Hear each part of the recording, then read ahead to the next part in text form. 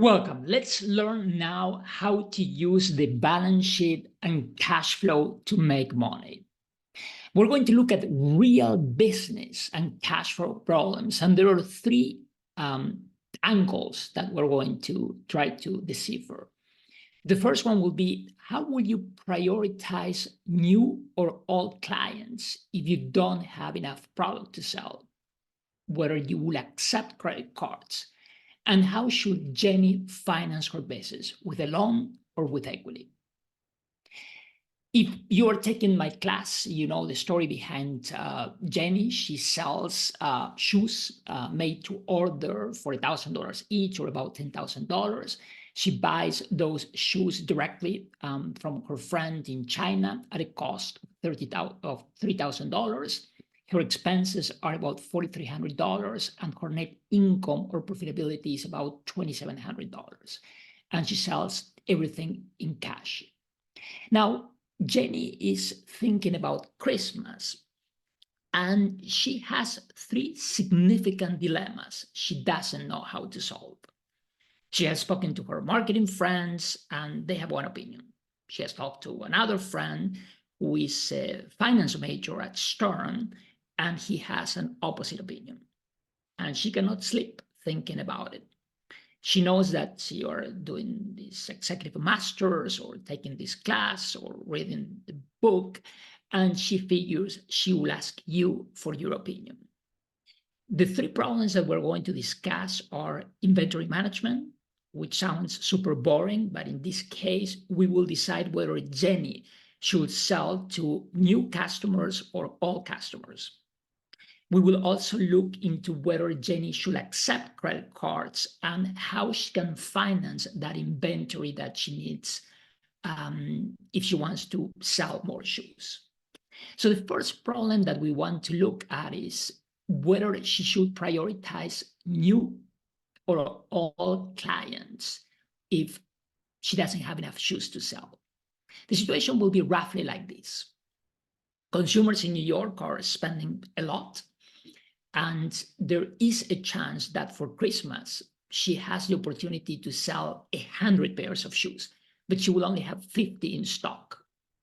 Now, one of her friends works at one of the luxury brands and mentioned that for some product launches, sometimes what would happen is that the store manager will decide whether to sell it to one client or to the others, because there isn't a policy at this major luxury house, which you most likely know. And sometimes what happens is that the product launch is a failure, right? And they have all the shoes and they don't have anyone to sell it to. So the situation is that on that day, she will have to decide to whom to sell the shoes. The situation is like this. There are 100 clients and only 50 pairs of shoes. And that includes 48 new clients who want the shoes. And this is the only chance that you have, or she has in this case, to get this account. There are also 48 old clients who have been with her since the beginning.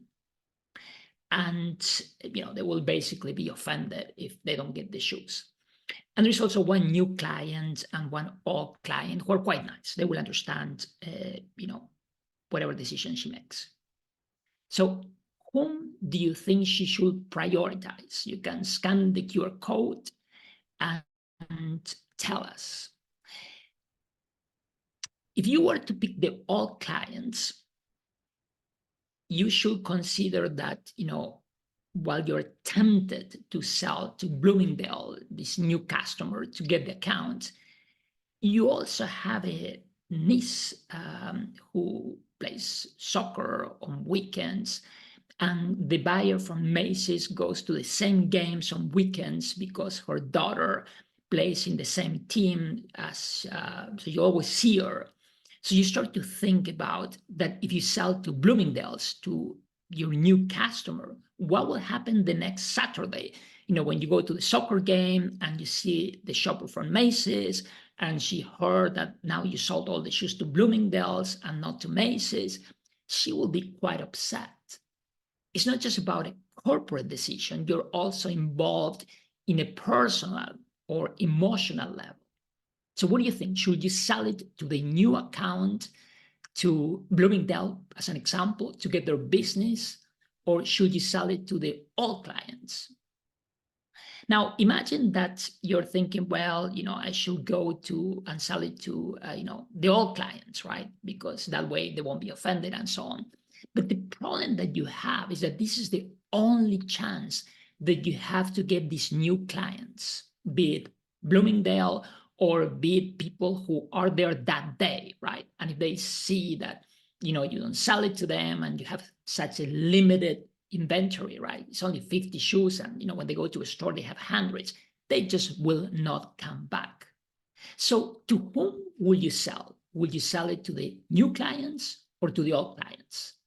And you can scan the QR code and vote here. Now, once you have done that, you will also be able to go to our blog, which you can get on this QR code, and you will see the results so far up to that moment. As of now, what we have is that basically in most cases, most respondents think that we should sell to the old customers. And there are some who think we should sell to the new customers, and some who are saying that we should sell it randomly. And by the time that you vote, the numbers would have changed, but we update these roughly. So what we have learned with this is that something that looks relatively boring, like looking at the amount of money that we have in inventory, can be quite tricky, right? And it can enable us to sell more or fewer products.